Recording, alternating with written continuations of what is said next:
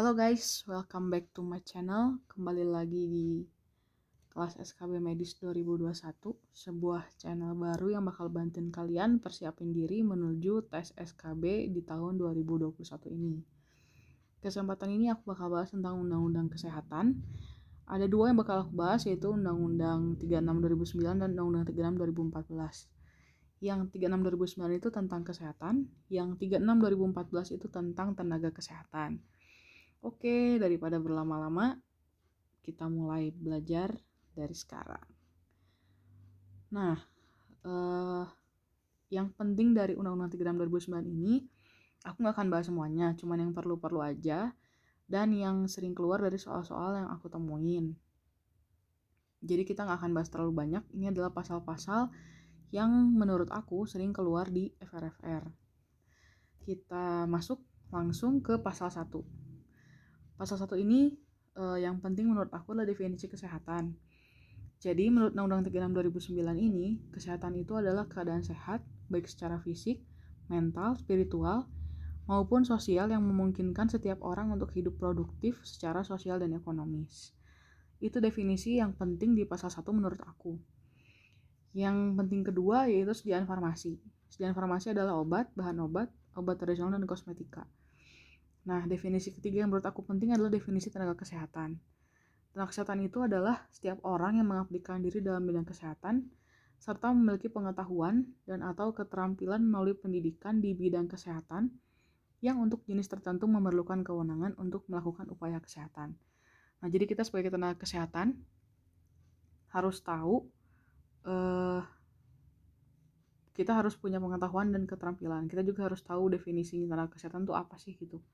Jangan sampai kita tenaga kesehatan tapi kita nggak tahu tenaga kesehatan itu apa. Nah, definisi satu lagi yang menurut aku penting adalah tentang fasilitas pelayanan kesehatan. Ini adalah suatu alat dan atau tempat yang digunakan untuk menyelenggarakan upaya pelayanan kesehatan baik promotif, preventif, kuratif, maupun rehabilitatif yang dilakukan oleh pemerintah daerah, dan atau masyarakat.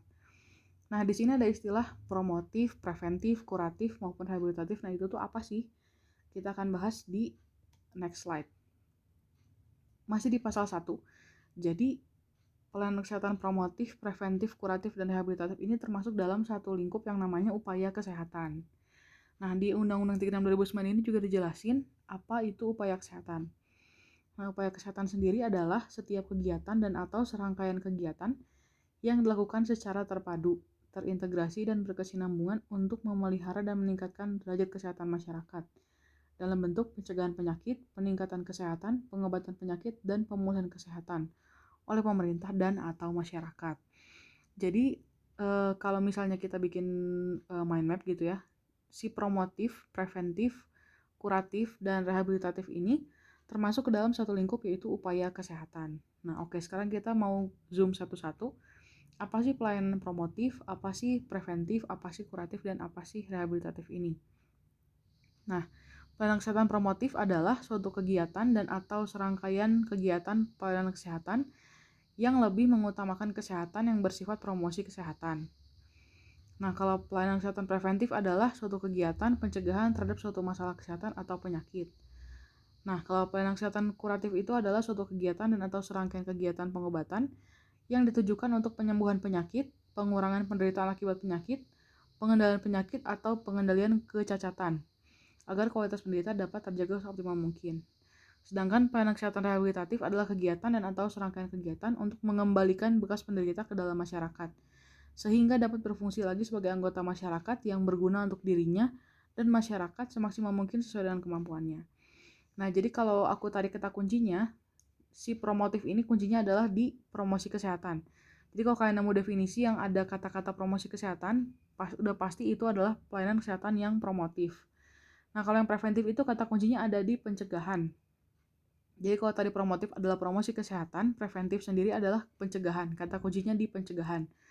Sedangkan kalau kuratif adalah kata kuncinya di pengobatan yang ditujukan untuk penyembuhan penyakit. Jadi kalau ada kata-kata kuratif itu kalian ingat aja pengobatan untuk penyembuhan penyakit. Sedangkan kalau rehabilitatif kata kuncinya di mengembalikan bekas penderita ke dalam masyarakat gitu. Jadi supaya gampang aku bakal simpulin. Jadi kalau promotif itu adalah promosi kesehatan, kalau preventif adalah pencegahan terhadap suatu masalah kesehatan, Kalau kuratif adalah pengobatan yang ditujukan untuk penyembuhan penyakit, dan yang rehabilitatif adalah kegiatan untuk mengembalikan bekas penderita ke dalam masyarakat. Gitu guys, yang gampangnya. Nah, kita lanjut ke pasal 2. Di pasal 2 ini isinya tentang pembangunan kesehatan. Pembangunan kesehatan ini diselenggarakan dengan berasaskan kemanusiaan, keseimbangan manfaat, perlindungan penghormatan terhadap hak dan kewajiban, keadilan, gender dan non-diskriminatif, dan norma-norma agama. Nah, sedangkan tujuan pembangunan kesehatan tersebut adalah meningkatkan kesadaran, kemauan dan kemampuan hidup sehat bagi setiap orang, agar terwujud derajat kesehatan masyarakat yang setinggi-tingginya sebagai investasi bagi pembangunan sumber daya manusia yang produktif secara sosial dan ekonomis. Oke, sekarang kita lanjut ke pasal 4. Pasal 4 isinya adalah setiap orang berhak atas kesehatan. Nah, yang di pasal 5-nya, setiap orang punya hak yang sama dalam memperoleh akses atas sumber daya di bidang kesehatan. Dan setiap orang mempunyai hak dalam memperoleh pelayanan kesehatan yang aman, bermutu, dan terjangkau. Nah, jadi isi pasal 4 dan pasal 5 ini adalah tentang kesehatan, guys. Di mana setiap orang itu berhak untuk hidup sehat dan berhak untuk memperoleh akses dan sumber daya di bidang kesehatan serta pelayanan kesehatan yang aman, bermutu, dan terjangkau gitu. Nah, pasal 6, setiap orang berhak mendapatkan lingkungan yang sehat bagi pencapaian derajat kesehatan. Nah, kalau pasal 7-nya, setiap orang berhak untuk mendapatkan informasi edukasi tentang kesehatan yang seimbang dan bertanggung jawab. Itu adalah tugas kita ya teman-teman, sebagai tenaga medis kita wajib banget memberikan informasi dan edukasi tentang kesehatan yang seimbang dan bertanggung jawab pada masyarakat yang membutuhkannya gitu. Nah, pasal 8, setiap orang berhak memperoleh informasi tentang data kesehatan dirinya termasuk tindakan dan pengobatan yang telah maupun yang akan diterima dari tenaga kesehatan. Jadi kita sebagai tenaga kesehatan juga punya tugas khusus, yaitu kita harus memberikan informasi misalnya nih kita mau melakukan tindakan apa, kita harus kasih informasi ke pasiennya, atau kita mau kasih obat apa, kita harus kasih informasi kepada pasien itu obat apa gitu, atau tindakan apa yang akan dilakukan, atau apa efek kedepannya gitu untuk mereka. Jadi pasien itu berhak dapat informasi tentang data-data kesehatan dia sendiri ya, termasuk tindakan-tindakan yang bakal kita lakuin ke dia tuh apa gitu. Jadi jangan sampai kalau pasien minta informasi sama kita tuh kita ngejelasinnya tuh setengah-setengah gitu. Kita harus wajib untuk menjelaskan hal tersebut kepada pasien gitu. Nah, pasal 9, setiap orang berkewajiban ikut mewujudkan, mempertahankan, dan meningkatkan derajat kesehatan masyarakat yang setinggi-tingginya. Nah, pasal 10, setiap orang berkewajiban menghormati hak orang lain dalam upaya memperoleh lingkungan yang sehat, baik fisik, biologi, maupun sosial. Nah, pasal 11, setiap orang berkewajiban berperilaku sehat untuk mewujudkan, mempertahankan, dan memajukan kesehatan yang setinggi-tingginya. Nah, jadi dari pasal 1 sampai 11 ini aku sering banget nemuin di soal-soal. Jadi, mungkin kalau teman-teman mau ngafalin, kita hafalin kata-kata kuncinya aja gitu. Jadi kira-kira kalau aku review, pasal 1 ini menyampaikan tentang definisi ya, ada definisi kesehatan, sedia farmasi, tenaga kesehatan, atau fasilitas pelayanan kesehatan. Nah, terus di pasal 1 ini juga ada upaya kesehatan yang 4 tadi, promotif, preventif, kuratif, dan rehabilitatif.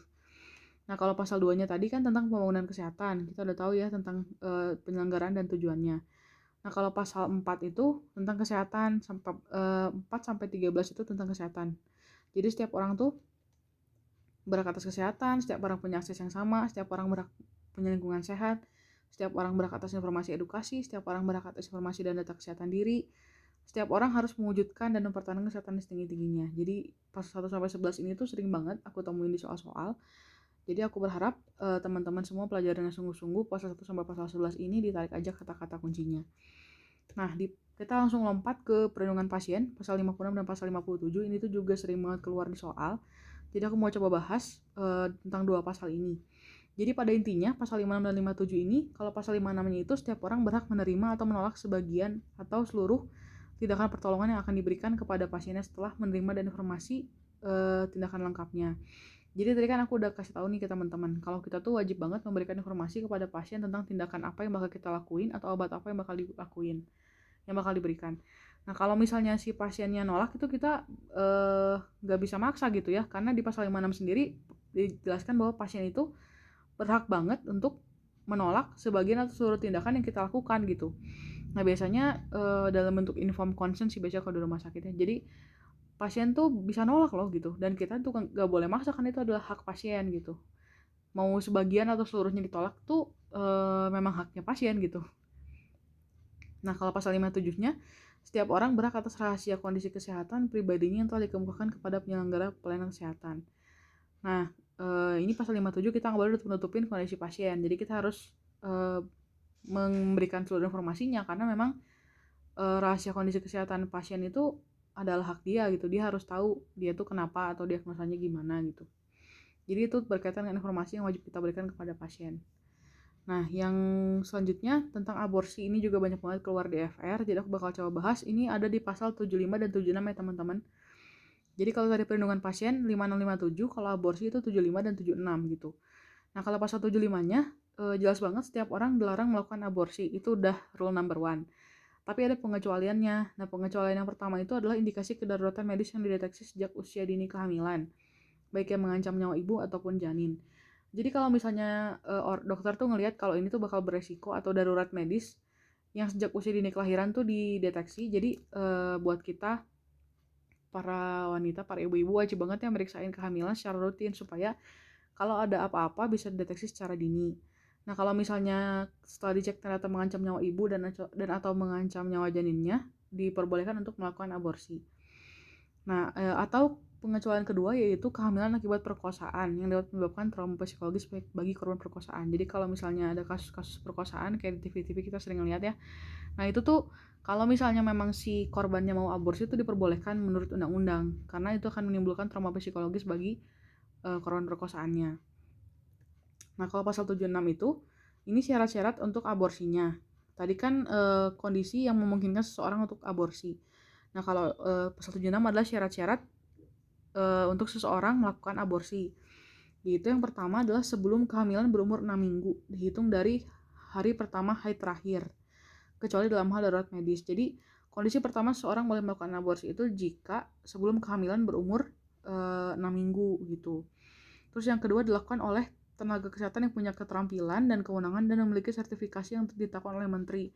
Jadi nggak boleh asal ke kayak dukun beranak gitu ya teman-teman. Kalau misalnya menurut undang-undang kita nggak boleh. Jadi aborsi itu harus dilakukan oleh tenaga kesehatan yang tersertifikasi oleh kementerian gitu. Jadi jangan datengin tempat-tempat yang nggak jelas, yang nggak ada sertifikatnya gitu. Datanglah ke fasilitas pelayanan kesehatan, dijelaskan kondisinya sesuai undang-undang, itu diperbolehkan gitu. Asal memenuhi dua pengecualian tadi, ada darurat medis atau korban perkosaan. Nah, persyaratan yang ketiga itu disetujui oleh ibu hamil yang bersangkutan, pastilah. Kalau misalnya nggak disetujui ya berarti jangan diaborsi.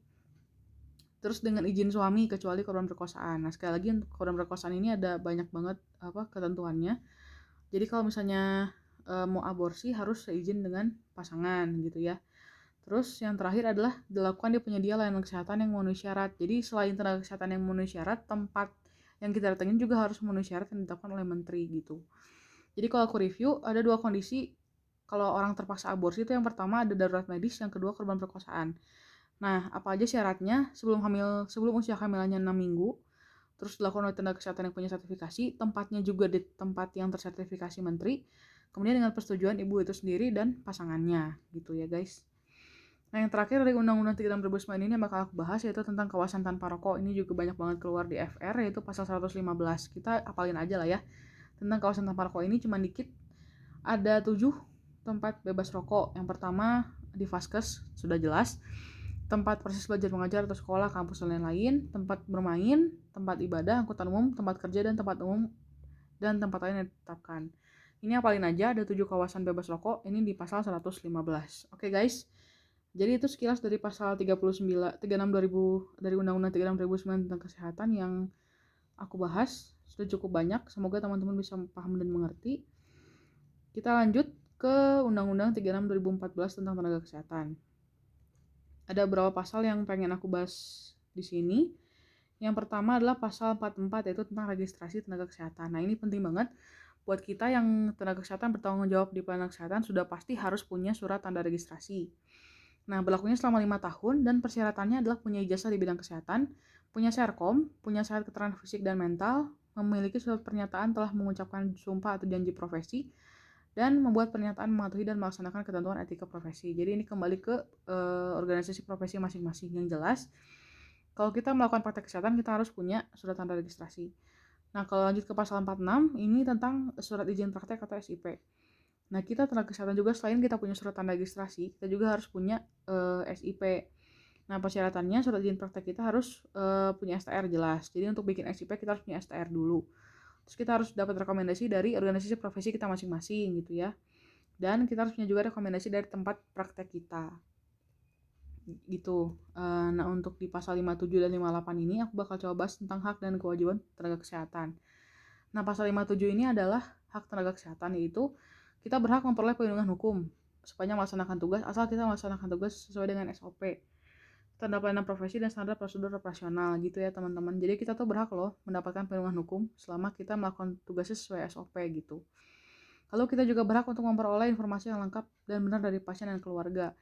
Jadi memang pasien itu selain kita harus memberikan informasi kepada pasien dengan jelas seperti tadi aku bilang, pasien juga sebaliknya gitu ya harus memberikan informasi yang lengkap dan jujur gitu tentang keadaannya seperti apa, karena untuk menangani dengan benar kita juga perlu data-data atau informasi yang benar dari pasien tersebut gitu ya guys.